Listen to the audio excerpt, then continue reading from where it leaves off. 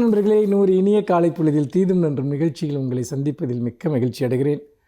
இளைஞர்களை பாதிக்கக்கூடிய பல்வேறு விதமான மனத்தடைகள், சிக்கல்களை பற்றி நாம் இந்த நாட்களில் பேசி கொண்டிருக்கிறோம். அதில் முக்கியமாக நாம் நேற்றைய தினம் பேசுகிற போது ஒரு எப்படி நம்முடைய தொடர்பியல் சார்ந்த பிரச்சனைகளில் நம்முடைய தயக்கமும் பயமும் ஒரு தடைக்கல்லாக மாறுகிறது என்பதை பற்றி குறிப்பிட்டோம். ஏனென்றால் நம்முடைய தயக்கங்களின் பெரும்பகுதி என்பது நம்முடைய கற்பனைகள் தான். நீங்கள் ஒரு படைப்பாளியாக இருந்தால் கற்பனை செய்யலாம், ஆனால் வாழ்க்கையை நீங்கள் கற்பனை செய்யக்கூடாது. அதை நேரடியாக எதிர்கொள்ள வேண்டும். அப்படி இருக்கிற போது நாம் நம்முடைய வாய்ப்புகளை தேடி செல்கிற போது அந்த இடம் நமக்கு உடனடியாக சாதகமான ஒரு இடமாக இருக்கும் என்று நாம் நினைத்து விடக்கூடாது. மாறாக அந்த இடத்தை நாம் அறிந்து கொள்ள வேண்டும் என்றால் நமக்கு பொறுமை தேவை. நான் எப்போதுமே ஒரு விஷயத்தை சொல்வேன். ஒரு இடத்தை நீங்கள் போய் சேர வேண்டும் என்று நினைக்கிறீர்கள் என்றால் அந்த இடத்தில் நீங்கள் தேவைப்படும் நேரம் வரைக்கும் நீங்கள் அங்கே காத்திருக்க வேண்டும். ஒரு விஷயத்தை நீங்கள் முக்கியமாக நினைக்கிறீர்கள் என்றால் ஏதோ ஒரு தருணத்தில் நீங்கள் ஒரு தேவையான நபராக மாறுவீர்கள். நாம் நிறைய பேர் நாம் என்ன நினைக்கிறோம் என்றால், நாம் எங்காவது ஒரு இடத்திற்கு நீங்கள் ஏதாவது ஒரு துறையில் வாய்ப்பு தேடி செல்கிறீர்கள் என்று சொன்னால் அங்கு உங்களை உடனடியாக நீங்கள் அங்கீகரிக்கப்பட வேண்டும் என்று நினைப்பது ஒரு மனித இயல்பு. அது நீங்களாக இருந்தாலும் நானாக இருந்தாலும் அப்படித்தான் யோசிப்போம். ஆனால் எல்லா இடங்களிலுமே தேவைகள், மனிதர்களுடைய தேவைகள் தான் அதை தீர்மானிக்கின்றன. இதைத்தான் வாய்ப்புகள் என்று சொல்கிறோம். சில பேருக்கு உடனடியான வாய்ப்புகள் கிடைக்கும், எந்த துறையிலும் உடனடி வாய்ப்புகள் கிடைக்கும். வேறு சிலருக்கு நீங்கள் பார்த்தீர்கள் என்று சொன்னால் நீண்ட காலம் காத்திருப்பார்கள். அதற்கு காரணம் என்னவென்று சொன்னால் அதைத்தான் ஒரு எந்த துறையாக இருந்தாலும் மிஸ்மேட்சிங் என்பார்கள். அதாவது மேட்சிங் என்பது உடனடியாக தேவைப்படுகிற இடங்களில் நீங்கள் உடனடியாக இணைந்து நிற்பீர்கள். அப்படி இல்லாமல் நீங்கள் அங்கு உங்களுடைய உடனடி தேவை இல்லாத போதும் கூட நீங்கள் காத்திருப்பதற்கு உங்களுக்கு போதுமான பொறுமையும் அதற்கான ஒரு அவகாசமும் இருக்கிற பட்சத்தில் நீங்கள் காத்திருக்கிற போது ஏதோ ஒரு தருணத்தில் நீங்கள் தேவைப்படுவீர்கள். இதை நான் பல இடங்களில் நான் பார்த்திருக்கிறேன். சிலர் திடீரென சில இடங்களில் சாதாரணமாக இருந்து கொண்டே இருப்பார்கள். ஆனால் திடீரென நீங்கள் பார்த்தீர்கள் என்றால் அந்த இடத்தில் மிக முக்கியமான நபராக மாறுவார்கள். அதற்கு காரணம் அதற்கான தருணமும் தேவையும் உருவாகுவது தான். ஆனால் நான் நிறைய இளைஞர்களிடம் பார்க்கக்கூடிய ஒரு விஷயம், அந்த காத்திருக்கக்கூடிய தன்னுடைய தேவை வருகிற வரைக்கும் நாம் தன்னை பொறுமையாக தகவமைத்து கொள்கிற அந்த பண்பு என்பது நிறைய இடங்களில் மிக குறைவாக இருப்பதை நான் பார்க்கிறேன். நண்பர்களே, அப்படி பார்க்கிற போது காத்திருத்தல் அதற்கு ஒரு பெரிய மதிப்பு இருக்கிறது. ஆனால் தகுதியானவற்றிற்காக காத்திருக்க வேண்டும். அதற்கு நாம் உரியவற்றிற்காக நாம் காத்திருக்க வேண்டும். மாறாக பயனற்ற விஷயங்களுக்காக நாம் அதிக நேரம் நம்முடைய காலத்தையோ நேரத்தையோ செலவிடக்கூடாது. பயன் தரக்கூடிய மதிப்பு வாய்ந்த ஒன்றிற்காக நீங்கள் எவ்வளவு நேரம் காத்திருந்தாலும் நீங்கள் உங்களுக்கான இடம் அங்கே நிச்சயம் உருவாகும். ஆனால் உங்களுக்கு எந்த பயனுமற்ற ஒரு இடத்திலோ அல்லது ஒரு நபரிடனோ நீங்கள் தொடர்புகளை தொடர்ந்து பேணினால் அதனால் என்றைக்குமே உங்களுக்கு எந்த அற்புதமும் நடக்கப் போவதில்லை.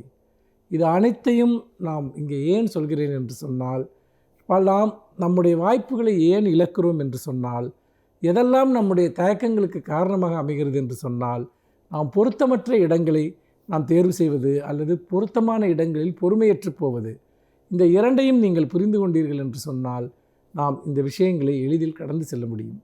மீண்டும் இன்னும் ஒரு புதிய சிந்தனையோடு உங்களை சந்திக்கிறேன். நன்றி, வணக்கம்.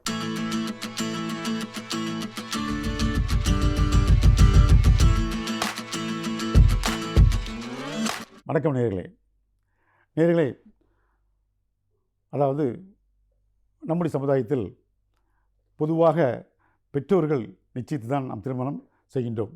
பெற்றோர்கள் நிச்சயித்த திருமணம் தான் சமூகத்தில் பொதுவாக நடக்கின்றது. பெற்றோர்கள் நிச்சயித்த திருமணத்தில் எதிர்பார்ப்புகள் அதிகமாக இருக்கும். எதிர்பார்ப்புகள் எவ்வளோ இருக்கின்றதோ அந்தளவுக்கு ஏமாற்றங்களும் இருக்கும். அதை நாம் புரிந்து கொள்ள வேண்டும். அதையும் நாம் புரிந்திருக்க வேண்டும். எதிர்பார்ப்புகள், ஏமாற்றங்கள் எல்லாம் இருக்க தான் செய்யும். நாம் என்ன நினைக்கின்றோம், தம்பதியர்கள் என்ன நினைக்கின்றார்கள், ஒருவரை ஒருவர் அடங்கி போக வேண்டும், ஒருவருக்கு ஒருவர் அடங்கி போக வேண்டும் நினைக்கின்றார்கள். நாம் அவருக்கு அடங்கி இருக்க வேண்டும், அவள் நமக்கு அடங்கி போக வேண்டும் அவர் நமக்கு அடங்கி போக வேண்டும் என்று ஒருவருக்கொருவர் அடங்கி போக வேண்டும் என்று எண்ணுகின்றார்கள். அதாவது தன்னில் தாம் மாற்றம், அதாவது மற்றவர்களை மாற்றுவது என்பது அரிதான காரியம், நம்மை நாம் மாற்றிக்கொள்வது என்பது எளிதான காரியம். அதாவது தம்மை மாற்றிக்கொள்ள வேண்டும், தம்மில் மாற்றம் காண்பிக்க வேண்டும் என்பதற்கு பதிலாக மற்றவர்கள், நம்மை சுற்றியுள்ள சூழ்நிலைகள், அதாவது தம்பதியில் ஒருவர் மற்றும் சூழ்நிலைகள், அவைகள்தான் மாற வேண்டும், மாற்றத்தை காண்பிக்க வேண்டும் என்று எண்ணுகின்றார்கள். அது மட்டுமல்லாமல் நான் அதாவது மாறிவிட்டேன், நான் என்னுடைய தம்பதிக்காக மாறிவிட்டேன், நானே என்னை மாற்றிக்கொண்டேன் என்று அவர்கள் குக்கரிக்கின்றார்கள். ஆனால் உண்மை அப்படியா என்றால் உண்மை அப்படி அல்ல. அவர்கள் நினைக்கின்றார்கள் இந்த உலகமே தன்னை மையமாக வைத்துக்கொண்டு தான் சுழல வேண்டும் என்று நினைக்கின்றார்கள். அதாவது தன்னுடைய சூழ்நிலைகள், தன்னை சுற்றி உள்ளவைகள் எல்லாம் தான் அவர்களுக்காக மாறிவிட்டோம், ஆனால் அது எனக்கு எந்த பயனும் இல்லை, எந்த உதவியும் செய்யவில்லை என்று குறை கூறுகின்றார்கள். தன்னுடைய சூழ்நிலையையும் உலகத்தையும் அவர்கள் குறை கூறுகின்றார்கள். எப்படி என்றால், நான் ஏமாந்து விட்டேன், உலகம் என்னை ஏமாற்றி விட்டது என்று அவர்கள் கூறுகின்றார்கள். உலகமும் சூழ்நிலையும் யாரையும் ஏமாற்றவில்லை, நமக்கு நாமே தான் ஏமாற்றிக் கொள்கிறோம் என்பதை நாம் உணர வேண்டும் நேயர்களே. அதாவது பொதுவாக எடுத்துக்கணும் என்றால், அதாவது சில பேர் என்ன செய்கின்றார்கள், இந்த வாழ்க்கை எடுத்துக்கணும் என்றால் வாழ்ந்தான் ஆக வேண்டும் என்று வாழ்கின்றார்கள், வேறு வழி இல்லாமல் வாழ்கின்றார்கள். அதாவது திருமணம் பண்ணிவிட்டோமே, வாழ்ந்தே ஆக வேண்டும் என்று தான் இந்த குடும்பங்கள் எல்லாம் வாழ்ந்து கொண்டிருக்கின்றார்கள். பொதுவாக வாழ வேண்டும் என்று, வாழ்ந்தே ஆக வேண்டும் என்று, வேறு வழியே இல்லை என்று அவர்கள் இந்த வாழ்க்கையை ஈடுபடுத்தியிருக்கின்றார்கள். அவர்களுடைய திருமண வாழ்வு, மனவாழ்வு என்பது அர்த்தமுள்ளதாக இருக்கின்றதா, தரமானதாக இருக்கின்றதா, சந்தோஷமாக இருக்கின்றதா என்று பார்த்தோம் என்றால் சொல்வதற்கில்லை. அதாவது இதுபோல், அதாவது மன குமுறல்கள், அதாவது மன அழுத்தங்கள் வரும்பொழுது அது ஸ்ட்ரெஸ் ஏற்படுகின்றது. அந்த ஸ்ட்ரெஸ்ஸின் காரணமாக மனிதனுக்கு பல உபாதைகள் ஏற்படுகின்றது. ஸ்ட்ரெஸ் என்றால் என்ன? முதலில் ஸ்ட்ரெஸ் என்பதை நாம் தெரிந்து கொள்ள வேண்டும். ஸ்ட்ரெஸ் என்று சொல்கின்றோமே, அந்த ஸ்ட்ரெஸ் என்ற வார்த்தை, அதாவது 14ஆம் நூற்றாண்டுகளுக்கு முன்பாக அந்த வார்த்தையை யாருக்கும் தெரியாது. ஸ்ட்ரெஸ் என்ற வார்த்தையை யாருக்கும் தெரியாது. அந்த ஸ்ட்ரெஸ் என்ற வார்த்தை டிக்ஷனரியில் அதாவது இடம்பெற்றதே 17ஆம் நூற்றாண்டில் தான். அதற்கப்புறம் தான் அந்த வார்த்தைகளை பற்றி தெரிய ஆரம்பித்தது. முதலில் என்ன நினைத்தார்கள்? ஸ்ட்ரெஸ் என்பதை ஸ்ட்ரெயின் என்று கூறினார்கள்.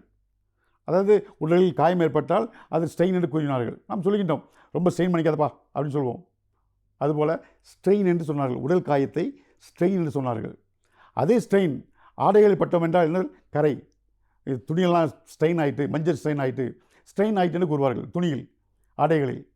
ஆகவே அது ஸ்ட்ரெயின் என்று தான் கூறினார்கள். உடல் காயத்திற்கும் துணியில் ஏற்படுகின்ற அந்த அழுக்கிற்கும் அந்த இதற்கும் என்ன சொன்னார்கள்? ஸ்ட்ரெயின் என்று தான் கூறினார்கள். ஆகவே ஸ்ட்ரெயின் என்ற வார்த்தை அதன் பிறகுதான் ஸ்ட்ரெஸ் என்ற, அதன் மூலமாக ஸ்ட்ரெஸ் என்ற வார்த்தை வந்தது. அது டிக்ஷனரியில் 17ஆம் நூற்றாண்டு தான் அதில் ஏற்றப்பட்டது. அதன் பிறகுதான் ஸ்ட்ரெஸ் என்றால் என்ன என்று நமக்கு தெரிய ஆரம்பித்தது. ஸ்ட்ரெஸ் என்றால் என்ன? ஸ்ட்ரெஸ் என்பது நம்மை நோக்கி ஒரு செயல் வருகின்றது, ஒரு சொல்லோ செயலோ சூழ்நிலையோ நம்ம வருகின்றது என்றால் நம் மனம் என்ன செய்கின்றது? மனம் சஞ்சலப்படுகின்றது, உடலும் விகாரமாக மாறுகின்றது. மனமும் உடலும் ஒன்றாக இணையாமல் தனித்தனியாக இயங்குகின்றது. அங்கே நாம் பதறுகின்றோம். இதுதான் ஸ்ட்ரெஸ். ஒரு அப்ரிஹென்ஷன் வருகின்றது. இதில் ஸ்ட்ரெஸ்ஸில் பாசிட்டிவ் என்றும் நெகட்டிவ் என்றும் உண்டு. பாசிட்டிவ் ஸ்ட்ரெஸ் என்றால் என்ன? பாசிட்டிவ் என்றால், நாளை நம் வீட்டுக்கு விருந்தாளர்கள் வருகின்றார்கள், நாம் என்ன செய்வோம்? அதாவது அவர்கள் தடபடலாக நம்ம கவனிக்க வேண்டும் என்று நம்மை ரெடி பண்ணுவோம். ஒரு சந்தோஷமான ஒன்று. அங்கே நமக்கு என்னது? ஸ்ட்ரெஸ் இருந்து கொண்டே இருக்கும். Positive stress. குழந்தைகள் வருகின்ற ஊரிலிருந்து திருவிழா வருகின்றது, நாம் ஒரு முக்கியமான ப்ரோக்ராம் நடத்த போகின்றோம், ஒரு விழா நடத்த போகின்றோம் என்று இருக்கும் பொழுது நம்மிடம் ஸ்ட்ரெஸ் இருக்கும். அது பாசிட்டிவ் ஸ்ட்ரெஸ் என்று பெயர். நெகட்டிவ் ஸ்ட்ரெஸ் என்றால் என்ன? அதுதான் பயம், பதட்டம். அது மட்டும் இல்லாமல் ஒரு அபாயம் நம்மை நெருங்கி வரும்பொழுது நாம் விளவலத்து விடுகின்றோம். அதை நெகட்டிவ் ஸ்ட்ரெஸ் என்று சொல்கின்றோம். பொதுவாக ஸ்ட்ரெஸ் என்றால் நெகட்டிவ் ஸ்ட்ரெஸ்ஸை தான் சமூகம் அதை ஸ்ட்ரெஸ் என்று கூறுகிறது. பாசிட்டிவ் ஒன்று இருக்கின்றது, ஆனால் ஸ்ட்ரெஸ் என்றாலே நாம் குறிப்பிடுவது, நாம் மனதில் எண்ணுவது நெகட்டிவே தான். ஆக நெகட்டிவ் ஸ்ட்ரெஸ். இந்த நெகட்டிவ் ஸ்ட்ரெஸ்ஸில் 2 வகை இருக்கின்றது. ஒன்று அக்யூட் என்றும், இன்று கிரானிக் என்றும் இருக்கின்றது. அக்யூட் என்றால் அதாவது கொஞ்ச காலங்கள் இருக்கின்றது. இப்பொழுது இந்த கொரோனா பீரியடில் இருக்கின்ற அந்த ஸ்ட்ரெஸ் இருக்கின்றதே, அதுதான் அக்யூட் ஸ்ட்ரெஸ் என்று பெயர். இந்த அக்யூட் ஸ்ட்ரெஸ்ஸில் என்ன நடக்கின்றது என்றால் டெத் ஆங்ஸைட்டி. இந்த மக்களுக்கு எல்லாம் என்ன எப்படி இருக்கின்றது, அந்த கொரோனா நோயை பற்றி ஒரு பயம் இருக்கின்றது. டெத் ஆங்ஸைட்டி, நாம் இறந்து விடுவோமோ, நம்மை சார்ந்தவர்கள் இறந்து விடுவார்களோ, நம்முடைய சொந்த பந்தம் எல்லாம் இறந்து விடுமோ, நாம் தனித்து விடப்படுவோமோ என்று ஒரு பயம் இருக்கின்றது. டெத் ஆங்ஸைட்டி, அந்த ஒரு பயம் இருந்து கொள்கிறது. தனட்டோஃபோபியா என்று சொல்லுவோம், தனட்டோஃபோபியா. ஸோ அந்த ஒரு ஃபோபியா இருக்கின்றது. அதே நேரத்தில் நம்முடைய குழந்தைகள், நம்முடைய மற்றவர்களுக்கெல்லாம் எதுவும் ஆகிவிடுமோ என்ற ஒரு பயம் இருக்கின்றது. டெத்தை பற்றி பயம் இருக்கின்றது, நாம் இறந்து விடுவோம் என்ற பயமும் இருக்கின்றது, மற்றவர்கள் இறந்து விடுவார்கள் என்ற பயம் இருக்கின்றது. இதுதான் டெத் ஆங்ஸைட்டி என்று சொல்கின்றோம். அது மட்டும் இல்லாமல் அதனுடைய காம்ப்ளிகேஷன் இருக்கின்றது. இந்த டெத் ஆங்ஸைட்டியுடைய காம்ப்ளிகேஷன் என்னவென்றால், அதாவது எப்படி இருக்கிறது காம்ப்ளிகேஷன் என்று பார்த்தோம் என்றால், அதாவது டொமஸ்டிக் வயலன்ஸ், அது ஸ்ட்ரெஸ் அதிகமாக இருக்கும் பொழுது, அதாவது அந்த அழுத்தம் அதிகமாக இருக்கும் பொழுது அது பல கோணங்களில் வெளிப்படுகின்றது. எப்படி என்றால், சில பேர் என்ன செய்கின்றார்கள், ஆன்மீகத்தில் இறங்கின்றார்கள், பிரேயர், அதாவது கோயிலுக்கு போகணும் என்று ஆன்மீகத்தில் இறங்கின்றார்கள். அந்த ஸ்ட்ரெஸ்ஸினுடைய வெளிப்பாடு தான் ஒன்று. இன்னொன்று, சில பேர் என்ன செய்கின்றார்கள், வயலண்டாக ஆகின்றார்கள். அதாவது மற்ற கொள்ளையெடுப்பது, கொலை செய்வது போன்ற விவரங்களில் ஈடுபடுகின்றார்கள். டொமஸ்டிக் வயலன்ஸ் என்றெல்லாம் இருக்கின்றது, அது வெளிப்பாடு தான். இன்னொன்று, சில பேர் என்ன செய்கின்றார்கள் என்றால், அதாவது மதுவை நாடி, மது மற்றும் போதைப் பொருட்களை நாடி ஓடுகின்றார்கள். சில பேர் தற்கொலைக்கு செல்கின்றார்கள்.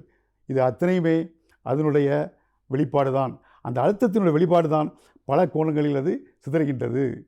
அது ஏன் அப்படி சிதறுகின்றால், அவர்கள் வாழ்ந்த விதம், அவர்கள் வளர்ந்த விடம், அவர்களுடைய உடலில் உள்ள, அதன் மூளையில் உள்ள, அதாவது ரசாயன வேதியியல் பொருள்கள் மற்றும் சூழ்நிலைகள் எல்லாம் சேர்ந்து அவர்களை பல கோணங்களில் அவர்களை மாற்றி விடுகின்றது. ஒரு ஆள் இங்கே போகிறார், ஒரு ஆள் இங்கே போகிறார், இது போல் இருக்கின்றது. இதுதான் அதனுடைய விளைவாக இருக்கின்றது. அதே நேரத்தில் இந்த ஸ்ட்ரெஸ்ஸுக்கு என்பது, அது தாம்பத்தியம் என்பது ஒரு வழிகாலாக இருக்கின்றது. அதாவது அது ஒரு வடிகாலாக இருக்கின்றது. ஆகவே நாம் பார்த்தோம் என்றால், பொதுவாக ஸ்ட்ரெஸ் இருக்கும் பொழுது, மன அழுத்தம் இருக்கும் பொழுது தாம்பத்தியில் ஈடுபட்டோம் என்றால் அந்த ஸ்ட்ரெஸ் குறைகின்றது. நாம் அதாவது திரைப்படங்களை பார்க்கின்றோம். ஆங்கில திரைப்படங்களை பார்த்தோம் என்றால், அதாவது காவல்துறை அதாவது ஒரு குற்றவாளி துரத்தி கொண்டு போகிறோம். அந்த குற்றவாளி எங்கே போவார், அந்த ஹீரோயின் வீட்டில் போய் தான் இருப்பார். இருந்து தான் மறுபடியும் போவார். அங்கே அவருக்கு அங்கே ஸ்ட்ரெஸ் லீவ் தேவைப்படுகின்றது.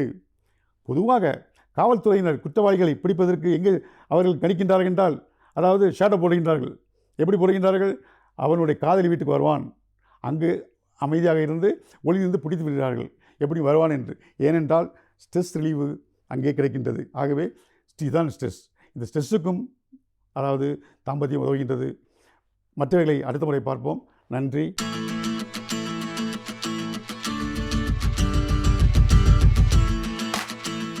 அனைவருக்கும் என் அன்பு வணக்கம்.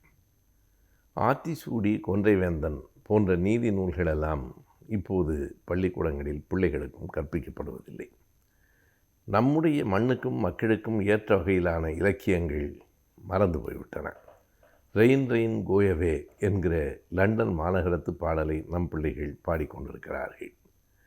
இந்த கொன்றைவேந்தன், ஆத்திசூடி போன்றவைகளில் 100க்கு 100 நாம் அப்படியே ஏற்றுக்கொள்ளத்தக்க செய்திகள் இல்லை. சிலவற்றில் கருத்து வேறுபாடு இருக்கிறது என்றாலும் பல செய்திகள் வாழ்க்கைக்கு அடிப்படை தேவைகளாக இருக்கின்றன.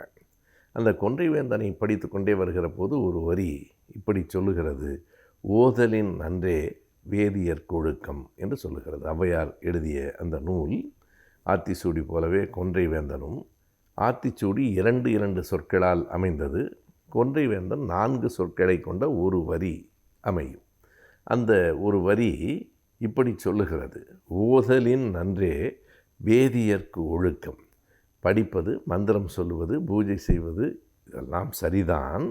ஆனால் இதை விட வேதியர்களுக்கு, பார்ப்பனர்களுக்கு எது முக்கியம் என்றால் அவர்கள் ஒழுக்கமாக இருக்க வேண்டும் என்பது முக்கியம் என்றது சொல்லுகிறது. எப்போது? ஔவையார் அந்த காலத்திலேயே சொல்லுகிறார். உன்னுடைய படிப்பு என்ன, நீ என்ன மந்திரம் சொல்லுகிறாய், கடவுளுக்கு பூஜிக்கிறாயா என்பதெல்லாம் பிறகு. எது முதன்மையானது? வேதியர்க்கு ஒழுக்கம் வேண்டும் என்று சொல்லுகிறார்.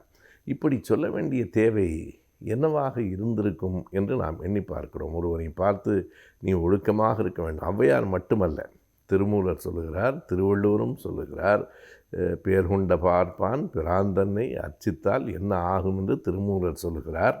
அதே போல மறப்பினும் ஓத்து குழலாகும் பார்ப்பான் பிறப்பொழுக்கம் குன்றக்கெடும் என்று வள்ளுவர் சொல்லுகிறார்.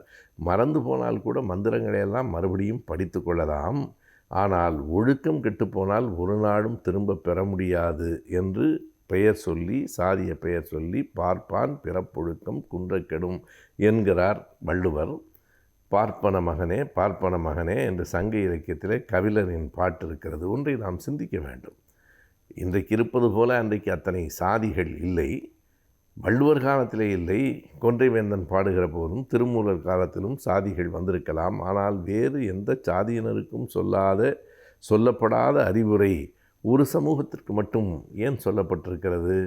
பார்ப்பனர்கள் எக்காரணம் கொண்டும் ஒழுக்கத்தை கைவிட்டு விடக்கூடாது என்றும், படித்தது மறந்து போனால் கூட படித்து கொள்ளலாம், ஒழுக்கம் போனால் மறுபடியும் கிடைக்காது என்றும், எதை விட எது சிறந்தது என்றால் உன் அறிவை விட உன்னுடைய ஒழுக்கம் சிறந்தது, ஒழுக்கமாக இரு என்றும் எதற்காக சொல்லப்பட்டிருக்கிறது என்று சிந்தித்து பார்க்கிற போது அவர்களுக்கு ஒழுக்கம் அப்போது தேவையாக இருந்திருக்கிறது என்பதை புரிந்து கொள்ள முடிகிறது.